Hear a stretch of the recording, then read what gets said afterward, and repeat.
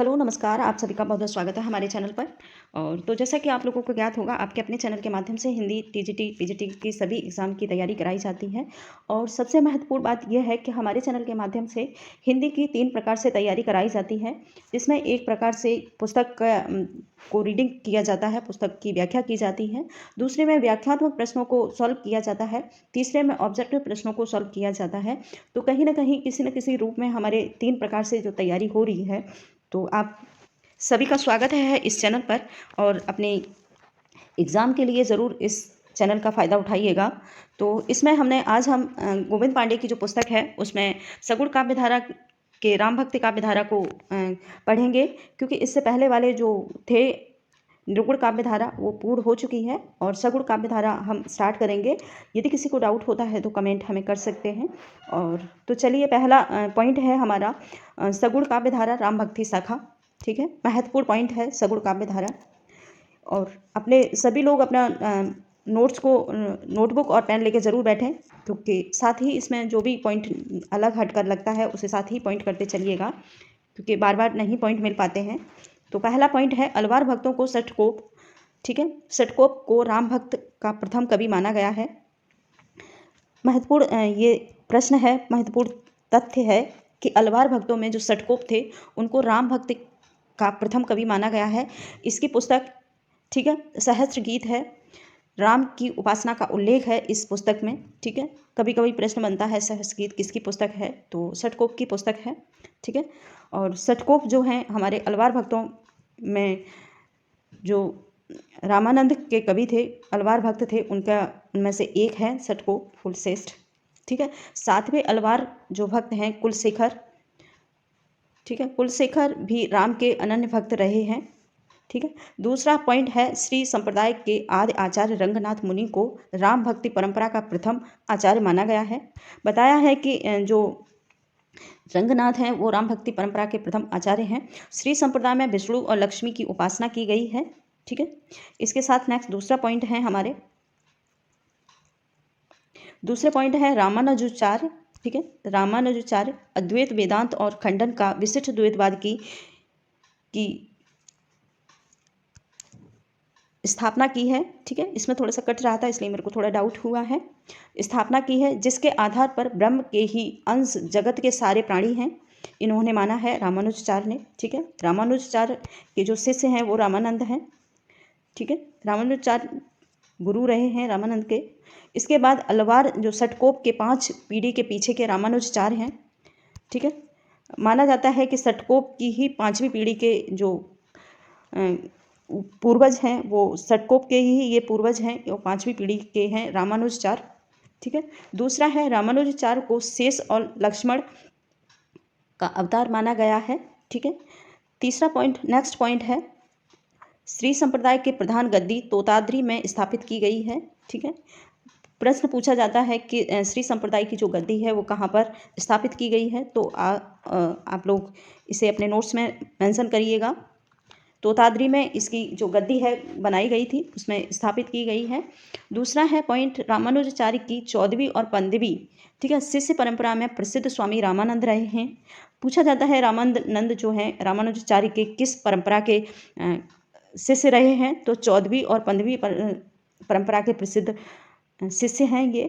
ठीक है, इसके बाद नेक्स्ट दूसरा पॉइंट है हिंदी में राम काव्य के पुरुषकर्ता रामानंद को माना जाता है। ठीक है, दूसरा पॉइंट है हजारी प्रसाद द्विवेदी ने लिखा है मध्य युग में समग्र स्वाधीन चिंता के गुरु रामानंद थे। महत्वपूर्ण पॉइंट रहा है, ये महत्वपूर्ण पॉइंट है, इसको आप जरूर अपने नोट्स में मेंशन करके रखिए। ठीक है, रामानंद आचार्य हजारी प्रसाद द्विवेदी के द्वारा ये माना गया है कि मध्य युग में समग्र स्वाधीन चिंता के जो महत्वपूर्ण रहे हैं गुरु, वो हैं रामानंद।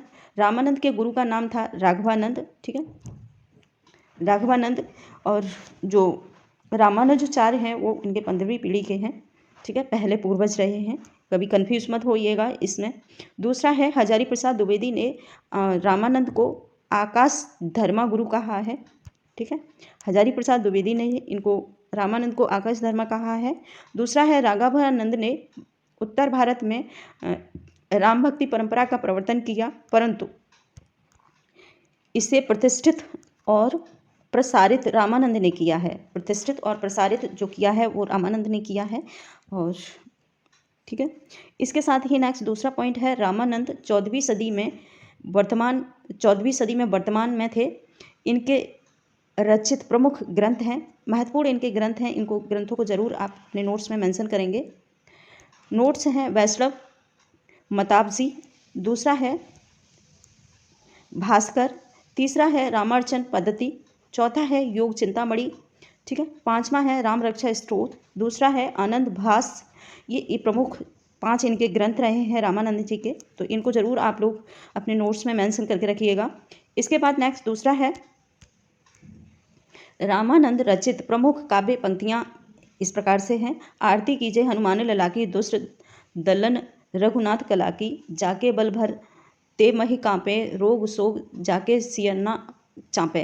ये प्रमुख लाइन रही हैं रामानंद की, कभी कभार आ जाती हैं कि ये लाइन किसकी हैं, तो आप लोग याद रखिएगा, ये रामानंद के द्वारा ही प्रमुख लाइन है लिखी गई।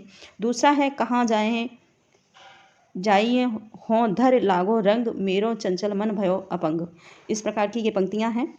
इसके बाद नेक्स्ट दूसरा पॉइंट है, रामानंद ने रामावत संप्रदाय की स्थापना की। इस संप्रदाय के लोग बैरागी नाम से प्रसिद्ध हुए। ठीक है, रामावत जो संप्रदाय चलाया था वो रामानंद ने चलाया था, आप लोग इसको याद रखिएगा, जरूर मेंशन करें अपने नोट्स में। रामानंद ने रामावत संप्रदाय चलाया था और इसके जो संप्रदाय के लोग थे वो बैरागी कहे गए। ठीक है, बैरागी नाम से प्रसिद्ध हुए हैं। इसके बाद नेक्स्ट दूसरा है, रामानंद कृत वैष्णव मताब्ज भास्कर में उनके शिष्य सुरसुरानंद ने 9 प्रश्न किए हैं। वो 9 प्रश्न कौन से हैं? ठीक है, जिनके उत्तर में राम तारक मंत्र की विस्तृत व्याख्या की गई है। अहिंसा महत्व आदि विषय हैं। महत्वपूर्ण ये पॉइंट जरूर है, आप इसको जरूर नोट्स में अपने नोट्स में जरूर मेंशन करके स्टार लगा के मेंशन करिए 2022 के लिए, क्योंकि इतना इस प्रश्न में बहुत सारे प्रश्न मिल जाएंगे, बहुत सारे आंसर इसमें रिलेटेड हैं, तो आप इसे ज़रूर अपने नोट्स में मेंशन करेंगे। एक बार फिर से रिपीट कर रही हूँ, आप लोग फिर से समझ लें। रामानंद कृत जो इनकी एक रचना है, वैष्णव मताब्ज और भास्कर, ठीक है, महत्वपूर्ण रचना है वैष्णव मताब्ज भास्कर। कभी कभार इसका यही पूछ लिया जाता है ये रचना किसकी है, तो रामानंद कृत है ये। इसमें उनके जो शिष्य रहे हैं सुरसुरानंद जो उनके शिष्य हैं, उनके 9 प्रश्न, उन्होंने 9 प्रश्न इनसे किए हैं। उन 9 प्रश्नों को ही उत्तर इन्होंने राम तारक मंत्र में दिया है। कभी कभार प्रश्न बन जाता है कि रामानंद के जो शिष्य थे सुरसुरानंद, उन्होंने उनसे 9 प्रश्न किए थे, उनका उत्तर उन्होंने किस पुस्तक में संकलित किया है, तो आप राम तारक मंत्र में व्याख्यात करेंगे, राम तारक मंत्र को टिक करेंगे, और इसका जो अहिंसा महत्व, जो इसका विषय है वो अहिंसा है। ठीक है, इस प्रकार का ये महत्वपूर्ण तथ्य है। इसके बाद नेक्स्ट दूसरा पॉइंट बनता है, रामानंद के 12 शिष्य हैं। ठीक है, 12 शिष्य थे, रामचंद्र शुक्ल, हजारी प्रसाद द्विवेदी और राम कुमार वर्मा। इन तीनों ने अलग अलग ये शिष्य माने हैं रामानंद के, तो एक बार अगर देखना चाहेंगे तो देख लें। वैसे हमने किसी एक दूसरा इससे पहला वीडियो बनाया था, उसमें इन सबको बता दिया था मैंने। ठीक है, और तो इसीलिए सिर्फ इनका नाम देख सकते हैं। रामचंद्र शुक्ल ने माना है अनंतानंद को, सुखानंद को, सुरसानंद को, नरहर राय को और भवानंद को, पीपा को, कबीरदास को, सैन को, धन्ना को, ये प्रमुख हैं। इसके बाद हजारी प्रसाद मानते आयशानंद, सुखानंद, सुरसरानंद, परमानंद, भावनानंद, पीपा एक राजपूत थे, कबीर जुलाहा थे, शैना नाई थे, धन्ना जाट थे। और रामकुमार वर्मा मानते हैं अनंतानंद, सुखानंद और सुरेशवारानंद और नरहरानंद, भावनानंद, योगानंद, पीपा, कबीर, सैन, धन्ना, ये इस प्रकार से इनके प्रमुख जे रहे हैं। इनके कवि, इनके शिष्य हैं रैदास और महानंद, श्री आनंद, धन्ना, रैदास, पद्मावती और रैदास, पद्मावती और सुरसुरी। ठीक है, 2 मूल रूप से इसमें मानी जाती हैं महिलाएं हैं, सुरसुरी और पद्मावती। तो इन दोनों महिलाओं को भी याद रखेंगे कि रामानंद संप्रदाय जो अलवार भक्त थे, अलवार नहीं क्या बोलते हैं, रामानंद के जो शिष्य थे उनमें 2 महिलाएं हैं, तो इन दोनों ही महिलाओं को आप लोग मेंशन करेंगे। सुरसुरी और पद्मावती, ये 2 प्रमुख महिलाएं रही हैं।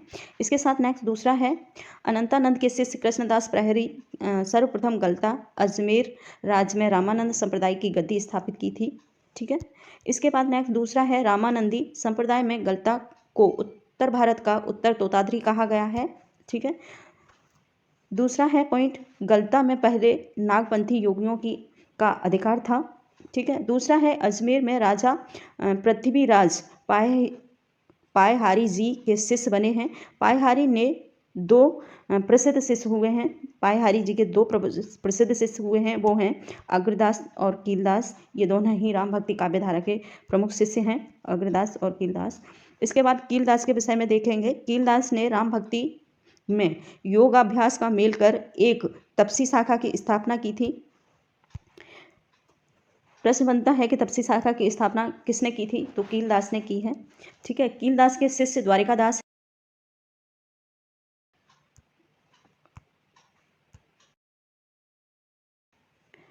इनके कीलदास राम भक्ति में योगाभ्यास का मेल कर एक तपसी शाखा की स्थापना की है, ये हो चुका है।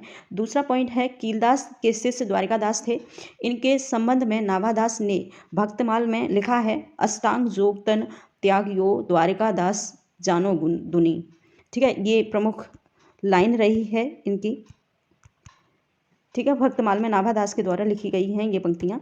इसके बाद नेक्स्ट पॉइंट है अग्रदास ने राम भक्ति परंपरा में रसिक भाव का समावेश कर रसिक संप्रदाय की स्थापना की थी। ठीक है। तो प्रश्न बनता है कि रसिक संप्रदाय की स्थापना किसने की थी? तो अग्रदास के द्वारा हुई है ये। दूसरा पॉइंट है रसिक संप्रदाय के प्रमुख कवि हैं बालकृष्ण हैं, बाल अली हैं, रसमाल हैं, रस रमण हैं, प्रेमकली हैं, प्रयागदास हैं, राम गुलाब द्विवेदी हैं, रीवा नरेश महाराज रघुवीर सिंह हैं। इस प्रकार से ये रसिक संप्रदाय के प्रमुख कवि हैं। इसके बाद नेक्स्ट दूसरा पॉइंट है अग्रदास ने अपनी गद्दी जयपुर के पास रेवास में स्थापित की थी। रसिक संप्रदाय में इन्होंने अग्रकली भी कहा जाता है। अच्छा सा पॉइंट है कि अग्रदास ने जो है अपनी गद्दी जयपुर में रेवास में स्थापित की थी और रसिक संप्रदाय में इन्हें अग्रकली भी कहा जाता, अग्र अली कहा जाता है। ठीक है। इसके बाद नेक्स्ट दूसरा प्रश्न पॉइंट बनता है अग्रदास द्वारा रचित प्रमुख ग्रंथ हैं।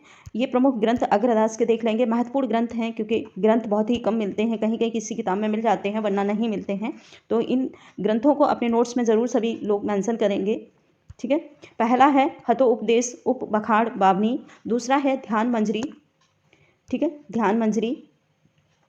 तीसरा है राम मंजरी, रामा ध्यान मंजरी, कुंडलियाँ, अष्टायाम या रामाष्टायाम। ये प्रमुख रचना रही हैं अग्रदास की और इनकी विषय वस्तु है वो भी एक बार देख लेते हैं। और ध्यान मंजरी की जो विषय वस्तु है वो रसकोपासना का सिद्धांत ग्रंथ है। ठीक है। कुंडलियाँ इनकी जो लिखी गई हैं वो नीति परक की लिखी गई हैं, नीति परक हैं इनकी कुंडलियाँ। इसके बाद रामाष्टायाम संस्कृत भाषा में रचित सीता वल्लभ और राम की दैनिक लीला का चित्रण किया गया है इसमें। इसके बाद नेक्स्ट दूसरा पॉइंट देखेंगे हम। दूसरा पॉइंट है अग्रदास के शिष्य नाभादास जी माने जाते हैं। ठीक है। आप इन शिष्यों को ज़रूर सही से लिखते जाइएगा, नोट करते जाइएगा। और अग्रदास के जो शिष्य हैं वो नाभादास हैं विष्णु दास ग्वालियर, नरेश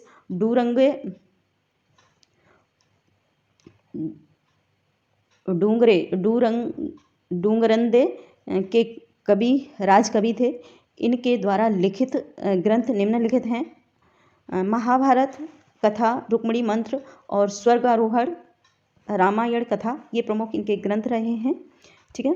इसके साथ ही नेक्स्ट दूसरा और लास्ट पॉइंट और देखेंगे विष्णुदास कृत रामायण कथा राम कथा संबंधी हिंदी का प्रथम प्रबंध काव्य है और ईश्वरदास ने सतवती कथा 1501 में लिखी है। भरत मिलाप, अंगद पेज आदि इनके प्रमुख ग्रंथ रहे हैं। ये सभी के सभी जो कवि हैं वो सारे के सारे राम भक्ति काव्यधारा के हैं और राम भक्ति काव्यधारा में अग्रदास और ईश्वरदास महत्वपूर्ण भूमिका निभाते हैं, तो इसीलिए इनको ज़रूर मेंशन करिएगा।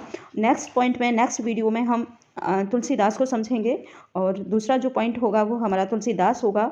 यदि किसी को इसके बाद भी कोई पॉइंट या फिर डाउट है तो हमें कमेंट कर सकते हैं। So thank you.